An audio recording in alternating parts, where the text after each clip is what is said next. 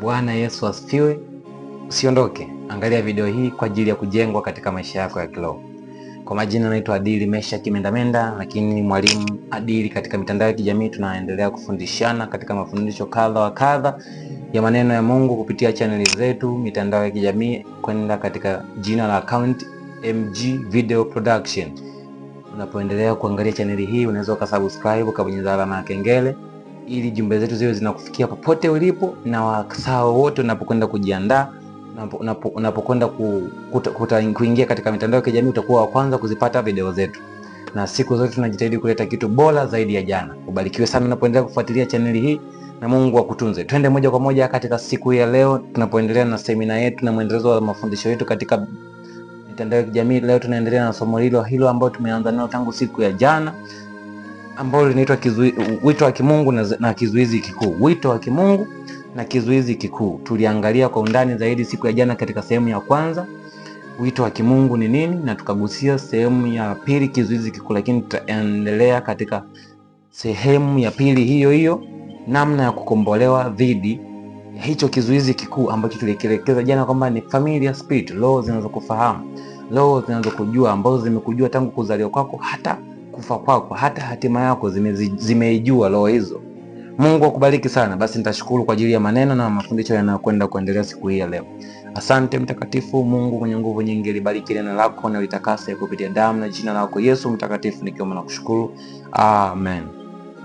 Basi tunakwenda kuangalia namna ya kukombolewa na roho zinazokufahamu, roho zinazofuatilia maisha yako na kukurudisha nyuma katika wito mkuu ulionao, katika hatima kubwa ulionayo, katika kuaminiwa uliko nako. Umeaminiwa katika vitu vingi, lakini zipo roho ambazo zinakurudisha nyuma. Umeaminiwa katika vitu vingi, katika kalama nyingi, lakini zipo roho ambazo zinakudrop, zinakufanya ufanye kazi kwa kiwango cha chini. Roho hizo tunakwenda kuzielewa siku ya leo, kwamba ni namna gani ya kuzishinda, ni namna gani ya kupambana nazo zidi ya roho hizo, ili ukapate ushindi na ukaongezeke na kuongezeka katika kalama ulizoaminiwa, ukazidi kukua ukimpendeza Mungu na wanadamu. Tunakwenda kuangalia katika pointi hizi 4 kama sio 3 kwa udogo, lakini moja kwa moja tutaanza katika pointi ya kwanza ambayo nimeorodhesha, na siku ya jana tulianza nayo kwa kuigusia. Vunja mahusiano yako yoyote yanayokurudisha nyuma na kuondoa utii wako kwa Mungu. Vunja mahusiano yoyote yanayokurudisha nyuma na kuondoa utii wako kwa Mungu. Neno la Mungu linasema katika kitabu cha Mathayo, Petro alipoona tunamfuata Yesu bila mafanikio, tunamfuata Yesu hatuelewi tunapata lini, akamuuliza Yesu, Bwana, tumeacha watoto wetu, tumeacha familia zetu, tumeacha mashamba, tumeacha mifugo. Je, tutapata nini tunapokufuata wewe? Je, tutafaidika nini? Yesu akamjibu, mara 100 duniani watapata, lakini uzima wa milele kisha mbinguni. Mbinguni uzima wa milele, lakini duniani wameahidiwa mara 100. Tunaona katika mahusiano yoyote ambayo yanakurudisha nyuma. Inawezekana umewashikilia wazazi wako, inawezekana umewashikilia watoto wako, inawezekana umewalea watoto wako katika hali ya kimayai hadi unashindwa kumtumikia Mungu katika kiwango vijuu. Inawezekana mume wako anakuzuia kumtii Mungu, inawezekana mke wako anakuzuia kumtii Mungu, inawezekana biashara yako inakuzuia kumtii Mungu. Hivyo ni vitu vyote ambavyo ukiweka mahusiano navyo vinakurudisha nyuma katika hicho kitu alichokuamini Mungu. Mungu amekuamini katika uimbaji, Mungu amekuamini katika utoaji, Mungu amekuamini katika uombaji, Mungu amekuamini katika uinjilisti, Mungu amekuamini katika utume, ualimu. Lakini huo ualimu hauwezi kufanikiwa bila kulitii neno la Mungu, bila kutii huo wito ulionao, bila kuheshimu Mungu kuliko hivyo vitu unavyoishi navyo duniani. Duniani tunapita, lakini iko sehemu tulioandaliwa, nayo si makao, ni mahali. Bwana atukuzwe sana. Vunja mahusiano yote yanayokurudisha nyuma na kuondoa utiifu wako kwa Mungu. Utakapokamilisha jambo hilo, utakuja kunishukuru, kwa sababu yako mafanikio utakayopata katika ulimwengu wa roho, ambayo yatakuja kujitokea pia hata katika ulimwengu wa mwili. Matukio hayo ni kubarikiwa zaidi na zaidi katika hivyo ulivyoaminiwa. Umeaminiwa kuwa mwalimu, unaweza kuongezewa uinjilisti, unaweza kuongezewa utume, unaweza kuongezewa uchungaji. Moja kwa moja, marafiki, mahusiano yao yasikufanye umchukie Mungu. Wapenzi ulionao au mwanamke ulionaye asikufanye umchukie Mungu. Hao ndugu na jamaa ambao unaishi nao wasikufanye uache kutii ibada za kimungu, uache kukusanyika katika ibada za Mungu. Maana imeandikwa, mtii makusanyiko. Imeandika wakusanyikapo wawili wao watatu, na ni agizo la Mungu kukusanyika, sio kanuni ya mwanadamu. Mungu alituagiza tukusanyike. Hata katika upokeaji wa Roho Mtakatifu alituagiza tukusanyike. Bwana atusaidie sana. Lakini tunapowatii watu wa jirani yetu, tunapowatii wazazi wetu na kumsahau Mungu, tunapowatii marafiki zetu na kumweka Mungu wa ziada, tunakosa access ya kupewa mara mbili katika hivyo tulivyoaminiwa. Tunakosa access ya kuzidishiwa katika hivyo tulivyoaminiwa. Ukiaminiwa kuwa mwalimu, haitoshi kufa ukiwa mwalimu. Ukizaliwa kuwa maskini, haitoshi kufa ukiwa maskini. Pambana, hakikisha unaaminiwa na unakuwa zaidi na zaidi katika hicho kitu ulicho nacho, katika hivyo vitu ulicho nacho kidogo. Katika hali ya kawaida wanaweza kusema huyu mtu alikuwa ameaminiwa kwa talanta moja katika Biblia, kama tulivyosoma katika kitabu cha Mathayo vipindi vilivyopita. Mtu aliyeaminiwa kwa talanta moja, inawezekana uwezo wake, aliaminiwa kwa talanta moja sawasawa na uwezo alionao, lakini hakukatazwa kuzalisha. Inawezekana, naweza nikatolea mfano huu, kwa mfano wa kuku anayeatamia. Unaweza ukampa mayai, let's say unampa mayai 12, lakini uwezo wake ni kuatamia mayai 8. Hataweza kuyatotoa mayai 12 kwa sababu uwezo wake ni kuyatamia mayai 8. Anaweza akayatamia mayai 8, yale 4 yakashindwa kutotolewa. Lakini Mungu wetu si wa hivyo. Mungu anakupa kitu ambacho anajua katika hiki mwanangu atatenda kwa ufanisi, katika hiki hakitakuwa mzigo kwake, katika hiki hakitamfanya afeli madarasani, katika hiki hakitamfanya watu wamchukie, katika hiki ataongeza mahusiano na watu, atawapenda, atawatii watu na kunitii mimi mwenyewe.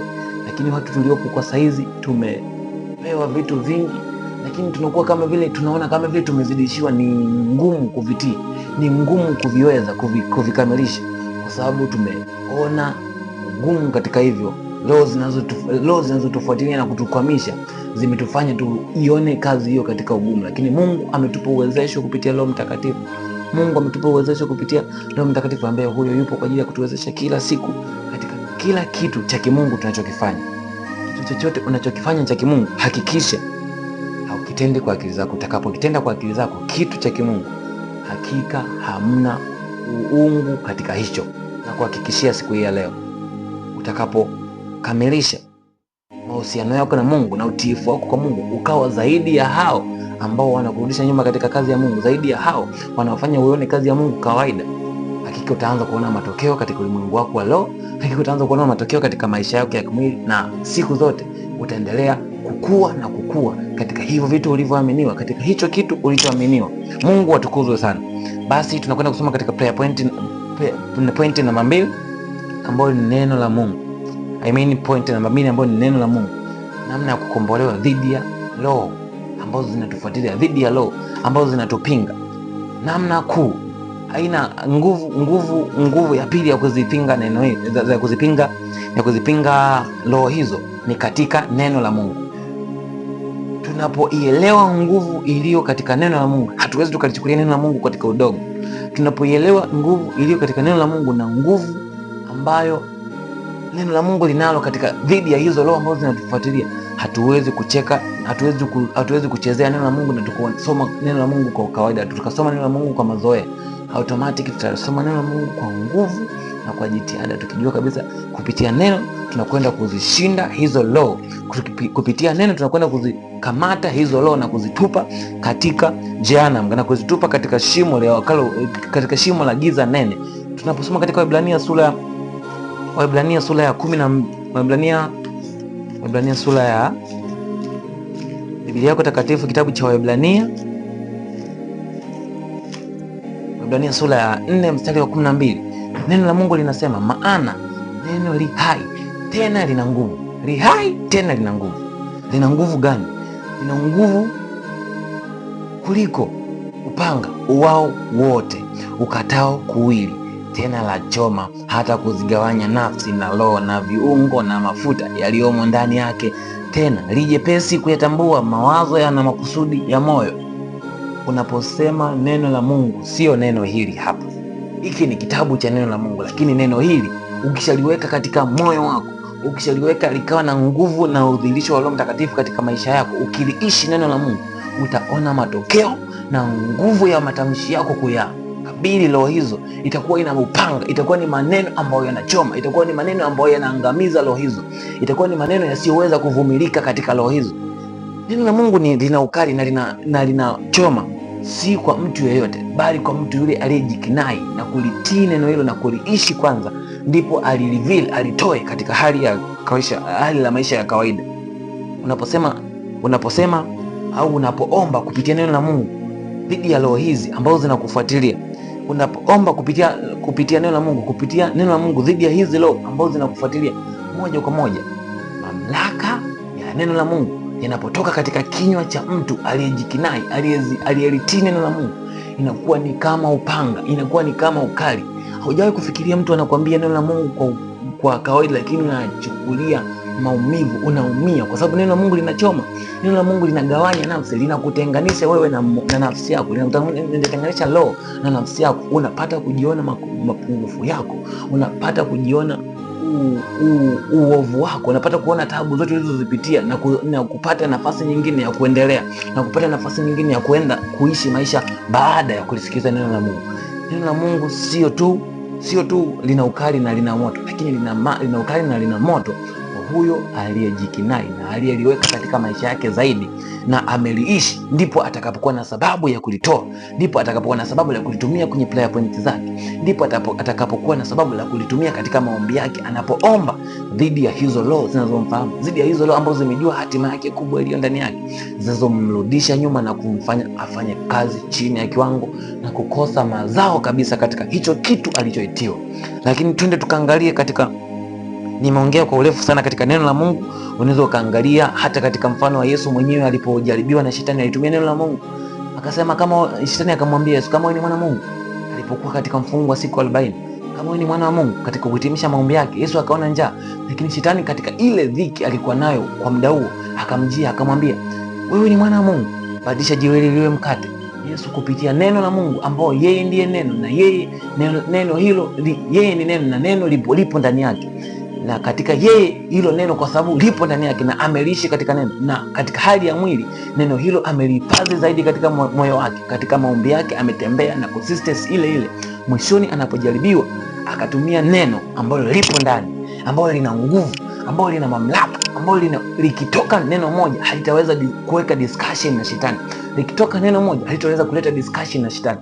Maneno yetu wa Kristo wa sasa linaleta discussion na shetani kwa sababu halina matokeo kutoka ndani. Unasema kitu hiki pepo sijui nini, pepo linashindwa kukuelewa, ndani upo hivi, lakini hilo neno limetoka tu kawaida mdomoni. Lakini hilo neno lingekaa ndani yako, ungekiri ushindi kutoka ndani, ungekiri ushindi kutoka ndani ya moyo wako, ungeona matokeo unapoliambia pepo toka, ungeona matokeo unapoliambia roho unaonifuatilia tangu kuzaliwa kwangu acha katika jina la Yesu. Ungeona matokeo unapolitoa hilo neno lililojaa ndani ya moyo wako, lililojaa katika vilindi vyako, unapolitoa kuwaambia watu, linawachoma na linawahubiria injili halisi. Tumebaki kuhubiriwa injili na watu ambao wanashindwa kuitenda hata injili yenyewe wanatuhubiria. Ndio maana ni ngumu sana kubadilika, kwa sababu umehubiriwa na mtu ambaye ni wa kawaida. Neema ya Mungu ikuokoe. Neema ya Mungu ikuokoe, ndivyo utaweza kuokolewa katika huyo mtu wa kawaida aliyekuhubiria neno kwa ukawaida wake. Watu wengi wainjilisti wa sasa wamehubiri neno kwa ukawaida, kwa sababu hilo neno lenyewe wanalihubiri wameshindwa hata wenyewe kuliishi, wameshindwa hata wenyewe kuliweka ndani ya moyo wao, ili litoke likiwa lina nguvu, ili litoke katika kinywa chake anapoliongea likiwa lina mamlaka ya kutanganisha nafsi na roho, ili mtu atakapopigwa lile neno apate kuelewa, ili mtu atakapopigwa lile neno apate kuona udhaifu wake wote, apate kuona shida zake, apate kuona makosa yake yote. Akili yeye mwenyewe, sio kwa kulazimishwa, akili yeye mwenyewe kwamba mimi nimemkosa Mungu, akili kwamba katika hili nimempoteza Roho Mtakatifu, katika hili nimekwenda ndivyo sivyo, katika hili naomba nirehemu. Ukielewa hicho kitasaidia. Lakini tunapokwenda kuhitimisha katika point namba 3, point na changanya sana hii prayer point kwa sababu nipo kwenye maombi pia. Lakini Roho Mtakatifu ni point namba 3. Roho Mtakatifu ni Roho ambaye ameachiliwa kwa kanisa kwa ajili yetu, kutupa nguvu na kutupa ushindi dhidi ya hizo roho zote zilizoachiliwa na mwovu. Ambapo Roho Mtakatifu akitawala ndani ya nyumba yako, ndani ya maisha yako, hakuna nafasi ya familiar spirit kutawala wewe. Ukiongozwa na Roho Mtakatifu, Familiar spirit itakapokuambia usifanye hiki, familiar spirit itakapokuambia nenda kwa huyu, familiar spirit itakapokuambia nenda sehemu fulani, nenda kwa ajili ya kupoteza utukufu wa Mungu, familiar spirit itakapokuambia usiende ibadani, familiar spirit itakapokuambia punguza hiyo sadaka, hiyo ni kubwa, familiar spirit itakapokurudisha nyuma katika kitu chochote, itakapokurudisha nyuma katika mawazo yote ya kiutumishi, Roho Mtakatifu atasimama na kukutia nguvu. Utaona familiar spirit ndio kitu kidogo, utamvua na kuishinda dhambi ambayo ilikuwa inakutuma usiende kanisani, ilikuwa inakutuma usiende kwenye maombi, ilikuwa inakutuma usiingie kwenye maombi ya mfungo. Lakini Roho Mtakatifu anapoachiliwa juu yako, anakupa nguvu, anakupa mamlaka, anakufundisha, anakupa mwongozo. Akikupa mwongozo Roho Mtakatifu, unapata access ya kuchana mawimbi na kuendelea katika viwango vya juu katika huduma, viwango vya juu katika wito husika, viwango vya juu katika mienendo unayopitia katika wito wako ulipoaminiwa. Ukiaminiwa afu ukakosa Roho Mtakatifu ni sawa na bure. Ukiaminiwa afu ukakosa neno la Mungu ni sawa na bure. Ukiaminiwa afu ukakaa na watu ambao wanakupotezea direction, ukakaa na watu ambao wanakupoza, ukakaa na watu ambao wanakuchukulia wa kawaida kila siku, ukakaa na watu ambao wanakuzalau, ukakaa na watu ambao wanakurudisha nyuma katika utumishi wa Mungu, ni sawa na bure. Kuaminiwa kwako kutaditamainiwa na vitu hivi. Lakini kwa kuhitimisha, kitu cha mwisho ndaelezea pia kwa haraka ni maombi. Maombi binafsi pia katika Roho Mtakatifu tutaangalia kwa upana katika kitabu cha Matendo ya Mitume sura ya 1 mstari wa 8, ambapo watu walikuwa wanasubiri Roho Mtakatifu, lakini wakapokea Roho Mtakatifu. Roho Mtakatifu anapopokelewa katika maisha yako, roho zilizo ndani zote chafu zinajiondoa zenyewe, kwa sababu zinakosa access. Nyumba yako haiwezi ikahifadhi vitu viwili. Kumbuka, kama ndani yako hayuko Roho Mtakatifu, moja kwa moja yuko roho mchafu.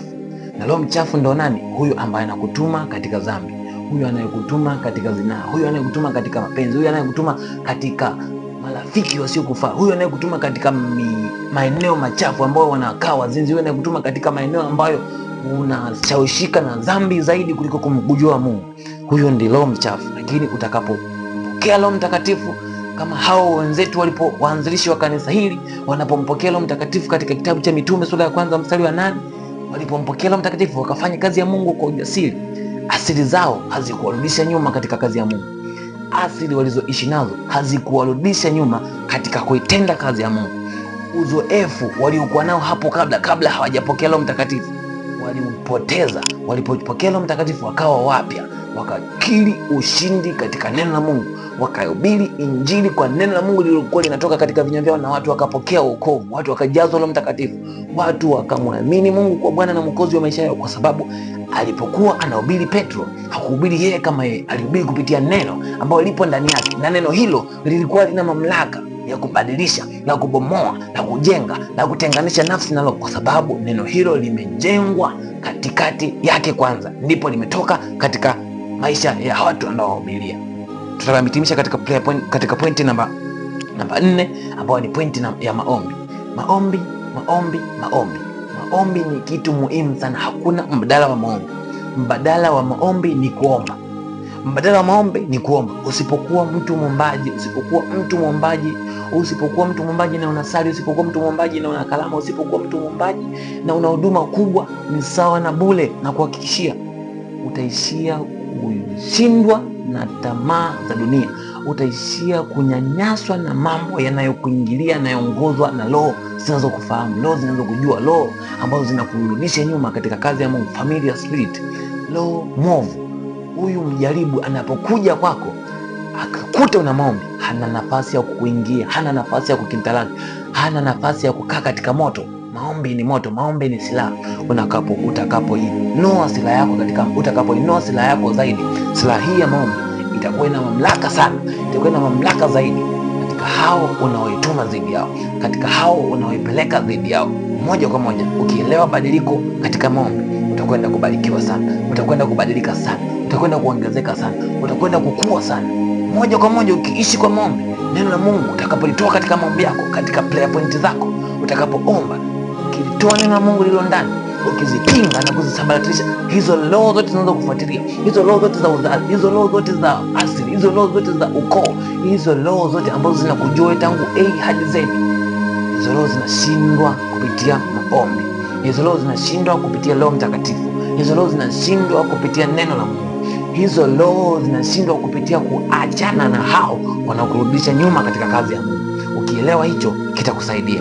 Kwa siku ya leo tutakwenda kuhitimisha namna hiyo, lakini kumbuka, maisha yako ukiwa umeaminiwa, katika kuaminiwa huku, jitahidi usijicheleweshe. Jitahidi usijicheleweshe. Napenda kukwambia sana kwamba Yesu anarudi, Yesu anarudi, Yesu anarudi, Yesu anarudi. Jitahidi ubadilike. Kama uliishi katika ukawaida, anza kuishi katika strategy ambazo zinakuonyesha kabisa nikipokea lolote hapo njiani, ninapotoka nje, hapo ninaposafiri katika safari yangu, hapo ninapotembea katika usafiri wangu, hapo ninapoingia sehemu yote na kutoka. Haujajua utaingia na utatoka, haujajua utatoka na kuingia, haujajua kitu chochote kinachokwenda kutokea mbele yako mbele ya dakika 5. Inakupasa uishi utakatifu zaidi ya maisha ambayo umeyazoea. Imekupasa uishi utiifu wa hicho kitu ulichoaminiwa na Mungu zaidi ya mamlaka, zaidi ya maisha ambayo umeyazoea. Utakapotoka hapo, unaenda kusafiri, au utakapoendelea na safari yako hiyo, haujui mbele unakwenda kupatana na nini. Badilika siku ya leo, anza kutii, anza kuelewa, anza kuheshimu, anza kuwa na ukuu ule ambao umeitiwa.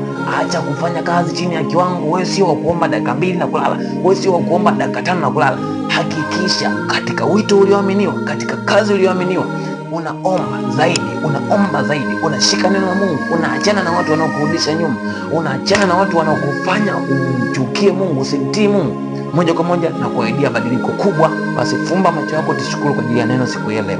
Baba, nalibariki jina lako kwa ajili ya huyu alielewa na kuyasikiliza maneno yako kwa ufupi katika mtandao ya kijamii, lakini na hakika anakwenda kubadilishwa kupitia neno lako, ambalo neno lako ni moto, neno lako lina uwezo wa kugawanya nafsi na roho. Neno hilo likapate kupandwa katika maisha yake zaidi na kuelewa zaidi na kupata badiliko halisi, sio badiliko la kubadilika leo na kesho kuzidiwa, sio badiliko la kubadilika leo na kesho kuzidiwa. Hakika akapate kujengwa zaidi, akapate kuelewa zaidi, akapate kupokea wewe na kuwa Bwana na Mwokozi wa maisha yake.